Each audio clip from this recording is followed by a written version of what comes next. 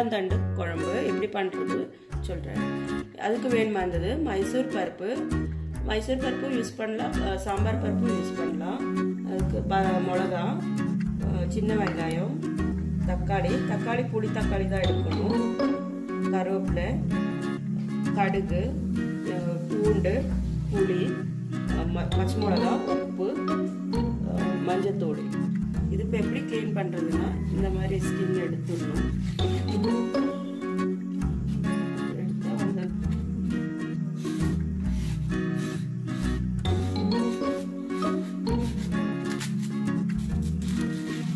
இப்படி தான் கட் பண்ணணும். கட் பண்ணி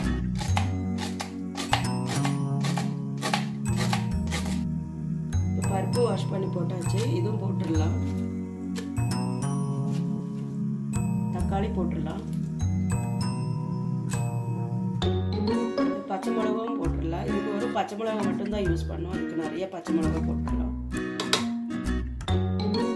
மஞ்சள் போட்டுடலாம். உப்பு போட்டுடலாம். தண்ணி ஊற்றிடலாம். இப்போ குக்கர் க்ளோஸ் பண்ணிட்டு அடுப்பில் வச்சிடலாம். அடுப்பு பற்ற வச்சிடலாம். 4 விசில் ஆகட்டும். புளி ஊற வச்சிடலாம். நல்லா வெந்திருக்கு பாருங்க. நல்லா வெந்துருச்சு. பருப்பை வச்சிடலாம்.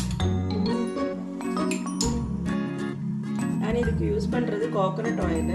நீங்க என்ன வேணாலும் ஆயில் யூஸ் பண்ணிக்கலாம்.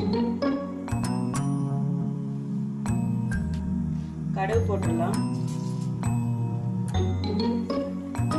கடுகு நல்லா வெடிச்சாச்சு. அஞ்சு மிளகா போட்டுடலாம்.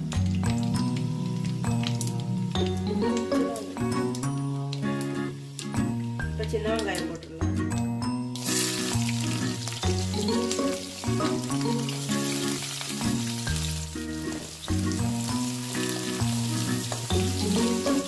பூண்டு நல்லா தட்டியாச்சு. இது பூண்டு போட்டுடலாம்.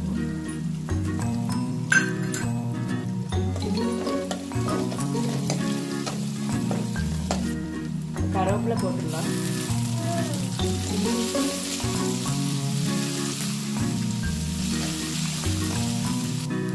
இது நல்லா ஃப்ரை ஆயிடுச்சு. இப்போ அது போட்டுடலாம்.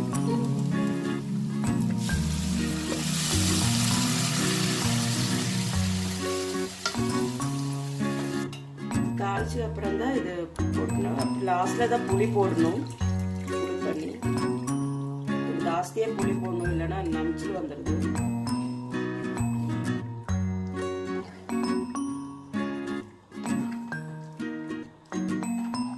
குழம்பு நல்லா பாயில் ஆயிடுச்சு பாருங்க. ஃபுல்லு பாயில் ஆயிடுச்சு. அவ்வளோதான் ஆயிடுச்சு. இது தேம்பாந்தண்டு குழம்பு ரெடி ஆயிடுச்சு. எல்லாரும் இதை ட்ரை பண்ணி பாருங்க.